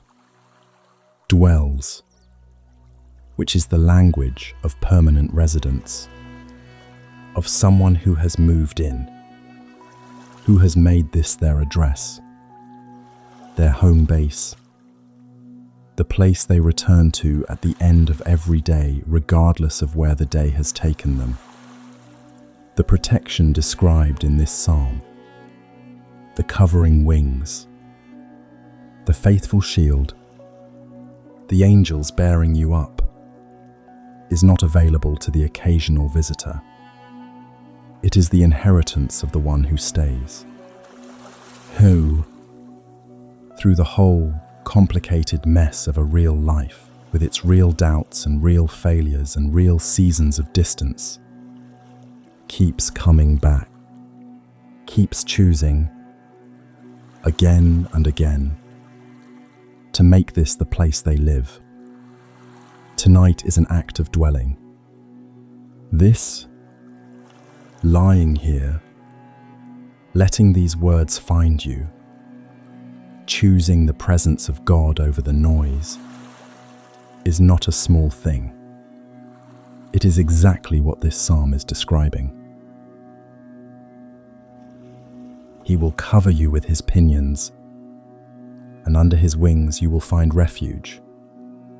His faithfulness is a shield and buckler.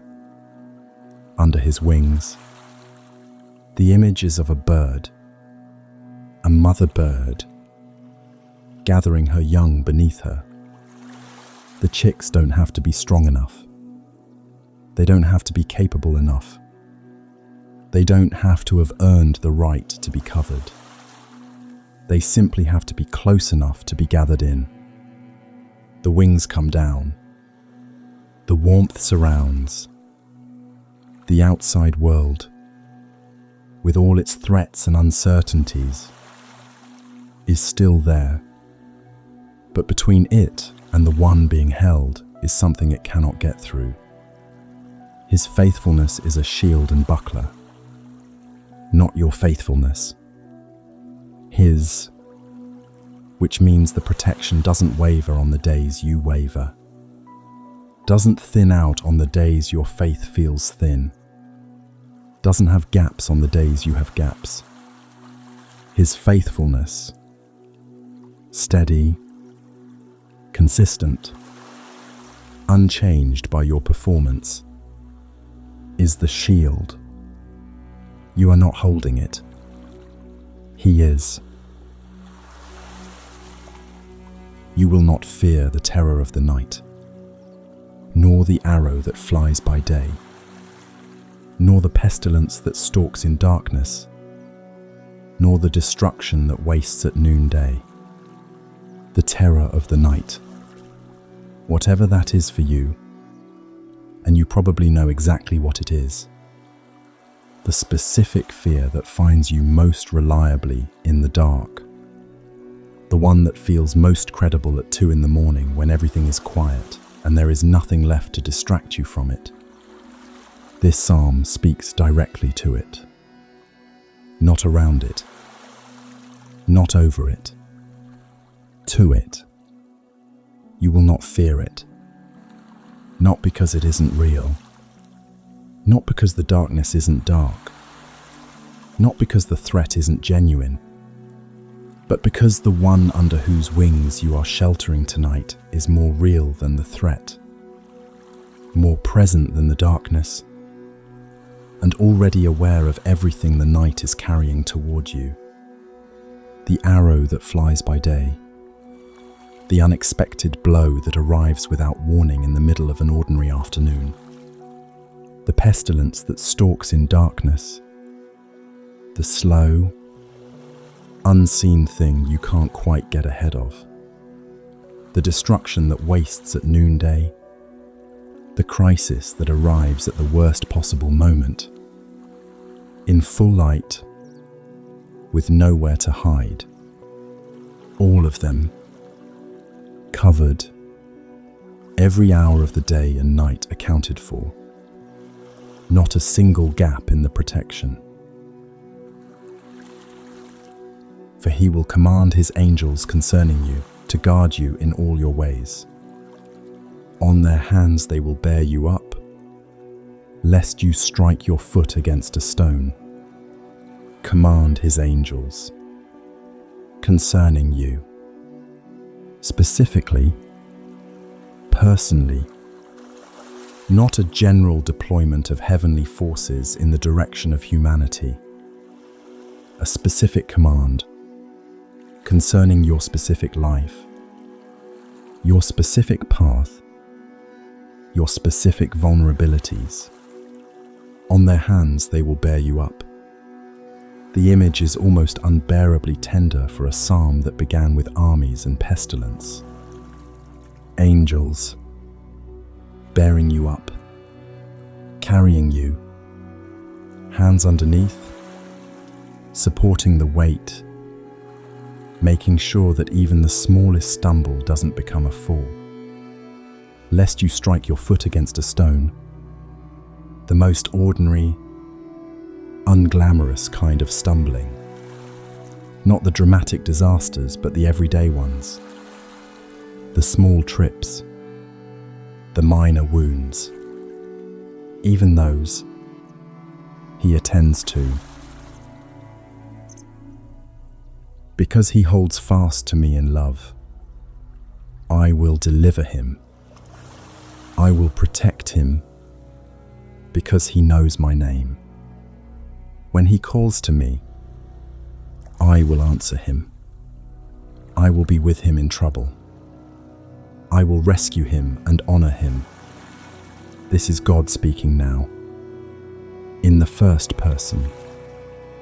And the shift is significant, because what begins as a psalm about God becomes, at the end, a psalm where God himself speaks. Because he holds fast to me in love. That is the only qualification. Not because he has been perfect. Not because he has never doubted or strayed or needed to be gathered back in. Because he holds fast, which implies there have been moments of nearly letting go, which implies the holding has not always been easy, which implies that what God is responding to is not flawless devotion, but persistent, stubborn, returning love, the love that keeps coming back even when it is tired, the love that holds on even when the grip is weak. I will answer him. I will be with him in trouble. Not, I will remove the trouble before it reaches him. I will be with him in it. Present. Active. Not watching from a safe distance while he navigates it alone. In it. With him all the way through. That is the promise. Not a life without trouble. A life with God in every trouble. Which is, when you sit with it long enough, better than the alternative. Because trouble without his presence is simply suffering. But trouble with his presence becomes something else entirely. Something that, on the other side of it, you will look back on and recognize as the place where you knew him most clearly. Now, as this chapter draws toward its close, we move into the quieter waters of Psalm 37. Not the whole psalm, just the passages that belong to this hour, the ones that speak to the worn out, the waiting, the ones who have been carrying something heavy for a long time and need, tonight, to be given permission to set it down for good. Trust in the Lord and do good. Dwell in the land and befriend faithfulness. Delight yourself in the Lord, and He will give you the desires of your heart. Commit your way to the Lord. Trust in Him, and He will act. He will bring forth your righteousness as the light, and your justice as the noonday. Be still before the Lord and wait patiently for Him. Fret not yourself over the one who prospers in his way, over the man who carries out evil devices. The Lord knows the days of the blameless, and their heritage will remain forever. They are not put to shame in evil times. In the days of famine they shall have abundance. The steps of a man are established by the Lord, when he delights in his way. Though he fall, he shall not be cast headlong, for the Lord upholds his hand. I have been young, and now am old, yet I have not seen the righteous forsaken, or his children begging for bread. Wait for the Lord and keep his way, and he will exalt you to inherit the land. The salvation of the righteous is from the Lord. He is their stronghold in the time of trouble. The Lord helps them and delivers them. He delivers them from the wicked and saves them, because they take refuge in Him. Commit your way to the Lord. Trust in Him, and He will act. Commit. The Hebrew word carries the image of rolling something off your shoulders, the way you would roll a heavy stone off a ledge and let it fall. Not carrying it anymore, not managing it, monitoring it, checking on it periodically to make sure it's still where you left it, rolling it, releasing it, letting it go all the way down. That is what tonight is for. Whatever you have been carrying, the situation that has no clear resolution, the relationship that is still painful, the future that still feels uncertain, the thing you have prayed about so many times that the prayer itself has started to feel hollow. This is the moment to roll it. Not because you have stopped caring, not because it no longer matters, but because you have spent enough time under His wings tonight to remember who He is. And because He is who He is, trustworthy, attentive, already working, you can let it go. Trust in Him, and He will act. You don't have to act. You don't have to figure it out tonight. You don't have to solve it before you're allowed to sleep. He will act. In His time, in His way, in the manner that is better than what you would have arranged if you'd kept managing it yourself. The steps of a man are established by the Lord, when he delights in his way. Though he fall, he shall not be cast headlong, for the Lord upholds his hand. Though he fall, not if. Though, which means falling is assumed.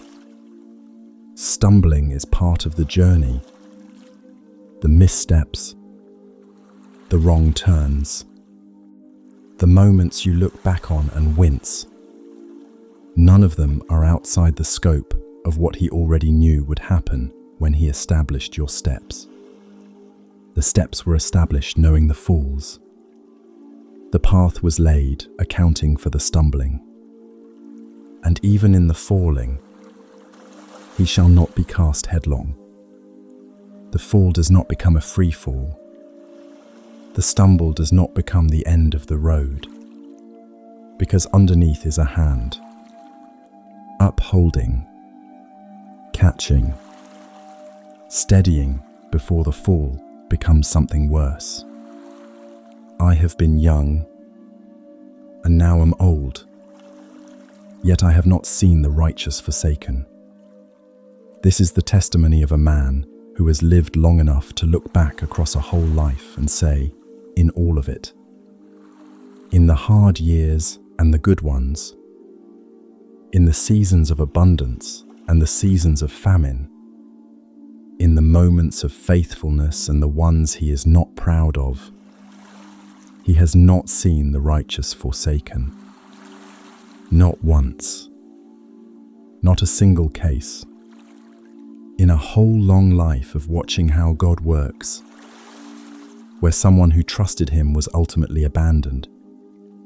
That testimony is available to you tonight as evidence, not proof in the scientific sense, but the accumulated witness of someone who has watched long enough to be sure, and behind him, the accumulated witness of every person who has ever lain exactly where you are lying now, in exactly this kind of dark, holding on to exactly this kind of trust, and found, eventually, on the other side of the waiting, that he had been faithful all along. The salvation of the righteous is from the Lord. He is their stronghold in the time of trouble. The Lord helps them and delivers them, because they take refuge in him. Because they take refuge in him. That is the whole thing. That is the thread that runs through every psalm we have read tonight. From the very first one to this one. Not because they were strong enough. Not because they were good enough. Not because they figured out the right formula or said the right prayers or had enough faith to move mountains. Because they took refuge. Because when the trouble came, and it always came, they ran toward him rather than away. They hid under the wings rather than trying to face the storm in the open. Tonight, that is what you have done. You pressed play. You stayed. You let the words find you in the dark. You let the quiet build.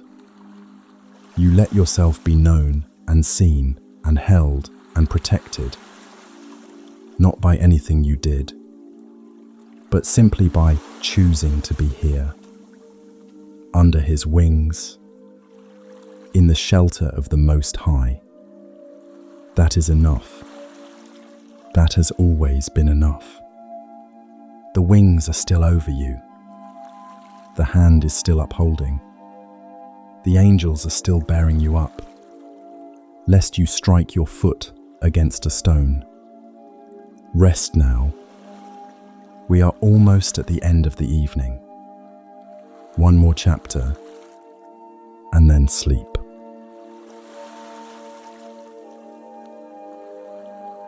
We are nearly there. Not just at the end of this video, though we are, but at the place this whole evening has been quietly moving toward.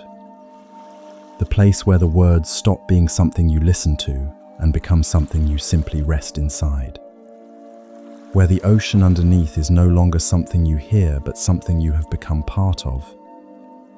Your breathing matched to its rhythm.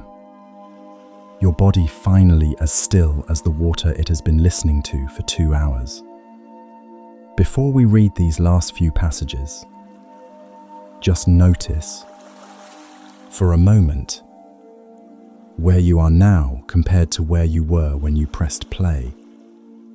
The shoulders, the jaw, the hands, the place in the chest where the tension lives on the difficult days. Notice what has shifted, even slightly. Notice what has loosened, not because anything in your circumstances has changed. The same life will be waiting for you when morning comes, but because something underneath the circumstances has been touched tonight. Something true has been spoken into the dark. Something that was carried has been, at least for these hours, set down. That is the gift of the Psalms. They don't fix the problems. They reorient the person. They don't remove the night. They change what the night contains. And the night that contains these words, and this presence, and these hours of being held, that night is a different kind of darkness than the one you started with. We end where we have always ended. In this tradition of coming to God's word in the dark, with two of the most faithful passages ever written. One, a song of protection for the journey. One, the declaration we return to, like the tide returning to the shore, that He is our refuge, our strength, our very present help. Let them be the last words your waking mind receives tonight. I lift up my eyes to the hills. From where does my help come? My help comes from the Lord, who made heaven and earth. He will not let your foot be moved. He who keeps you will not slumber. Behold, He who keeps Israel will neither slumber nor sleep. The Lord is your keeper. The Lord is your shade on your right hand. The sun shall not strike you by day, nor the moon by night. The Lord will keep you from all evil. He will keep your soul. The Lord will keep your going out and your coming in, from this time forth and forevermore. He who keeps you will not slumber. Tonight, while you sleep, He will not. While your eyes close and your breathing deepens and the conscious mind finally releases its hold on the day, He will be awake, attentive, keeping.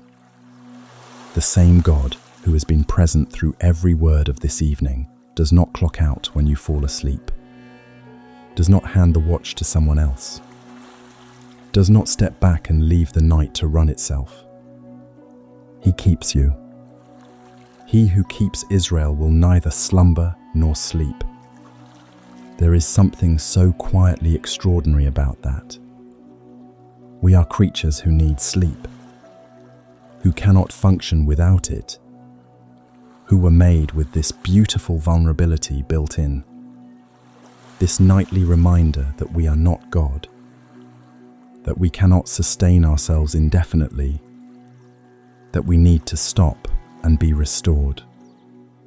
And the one who made us that way, who designed the need for sleep into the fabric of human life, does not share that need. He is awake right now, fully awake, fully present, fully attentive to everything that concerns you. While you rest, He works. While you release, He holds.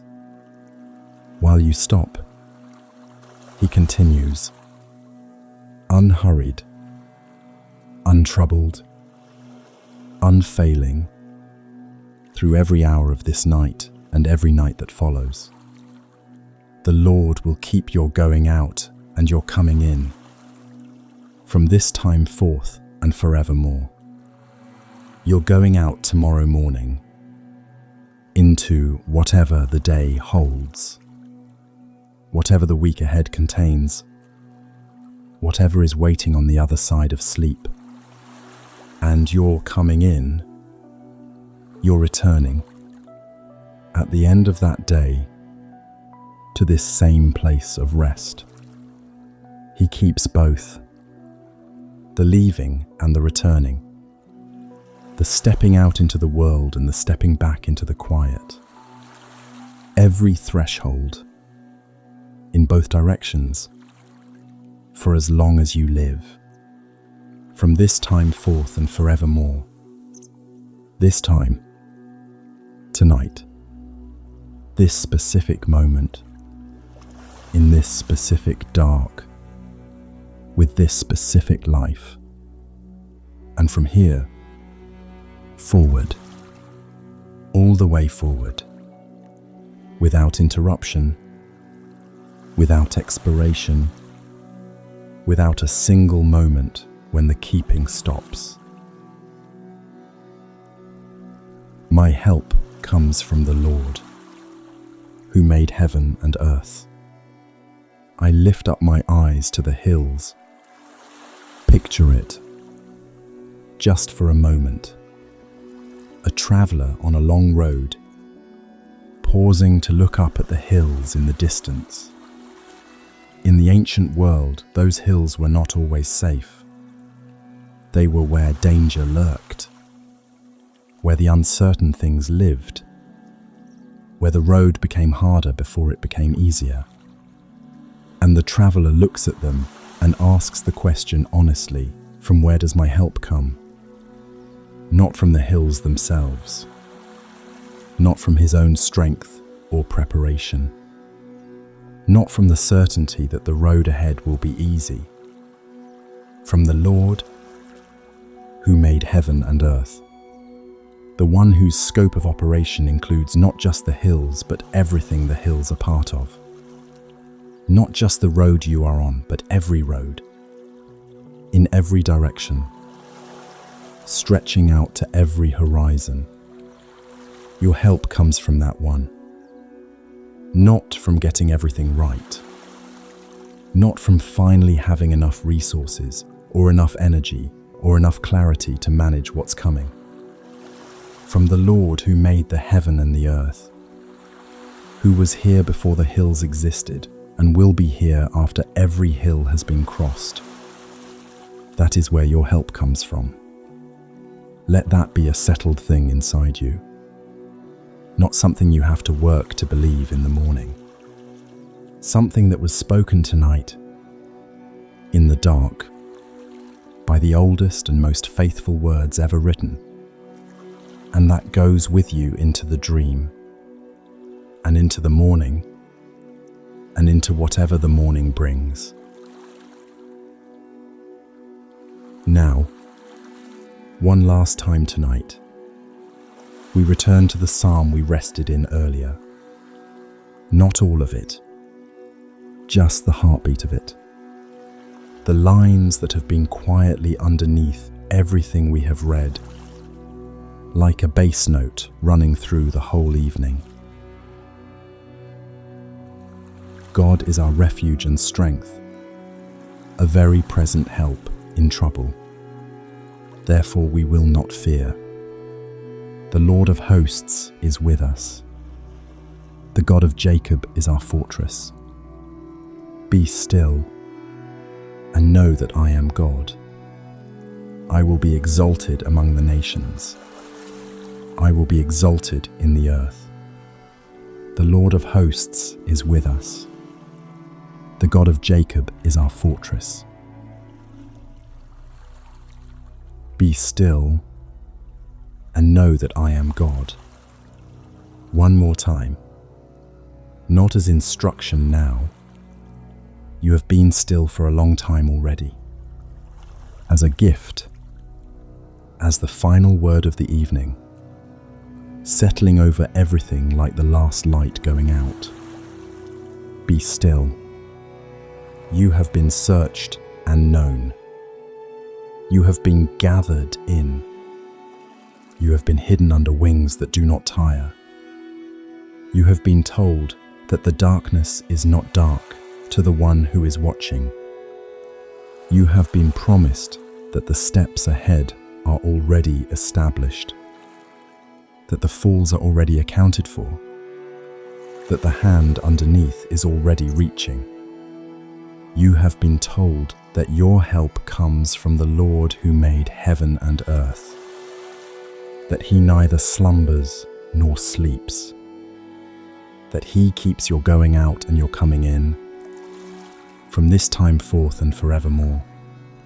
And now there is nothing left to do, nothing to figure out, nothing to resolve, nothing to hold on to.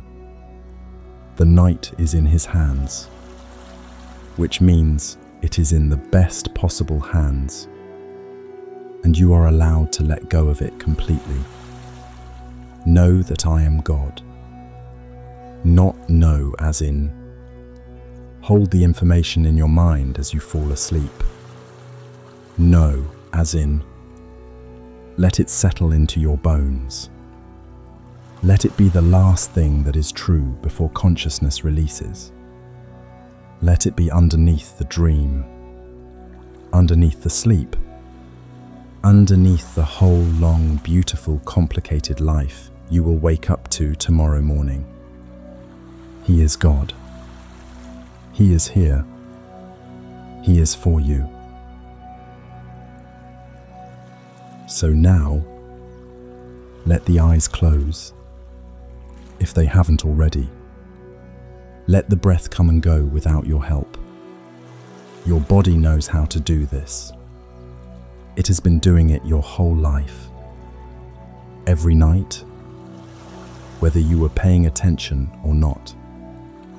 Let it do what it knows. Let the thoughts, if they come, and they may, drift past like clouds moving across a dark sky. You don't have to catch them. You don't have to follow them. They are just clouds.